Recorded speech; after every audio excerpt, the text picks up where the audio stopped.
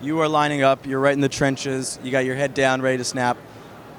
Who do you trash talk the most on the other side? What D tackle? See, I don't trash talk. Okay. What if you get trash talked too? I know that my efforts at the Rangers games would lead people to believe that I do a lot of trash talking.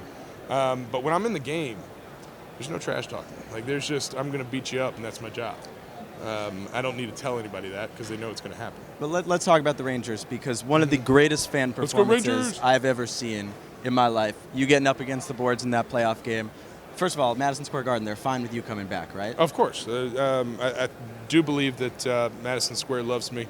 I'm a big fan of the Rangers. I love watching live hockey. I can't seem to get into it on TV. I can't seem to follow it. That, and I think my 3 kids keep me from paying attention to anything on TV. But it's really neat going there. And I remember the first time we were there in, I think the year before in January.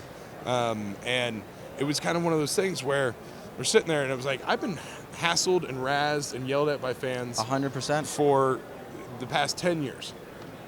And now I'm like up against the glass. I'm right here. I can do the same thing to them. I'm gonna see if I can do it. And it was always one of those things that when you're on the football field and you're hearing stuff from fans, you never acknowledge it. Because like once you acknowledge it, that's when they go crazy and they realize they won, and then it gets worse. So taking those theories in, I'm up on the glass, I'm razzing them, and it was all family friendly because there were kids around and everything. So you're not 100%. trying to No throw curse questions words, asked. but you try to find funny things. Just like you're back in 3rd grade, and you're like, wow, what's that name rhyme with and everything. And so once I got someone to turn around and look, I knew it was over, and then it just exploded. How did the fans react behind you when they realized, first of all, who you were and what was going on? So the playoff game that I was getting after them, after the game. It was against the Penguins, I think, right? Unfortunately they lost, and I was getting after Crosby. Of course. Why not? Why not? And after the game, unfortunately they lost, so I tried my best, but it didn't help.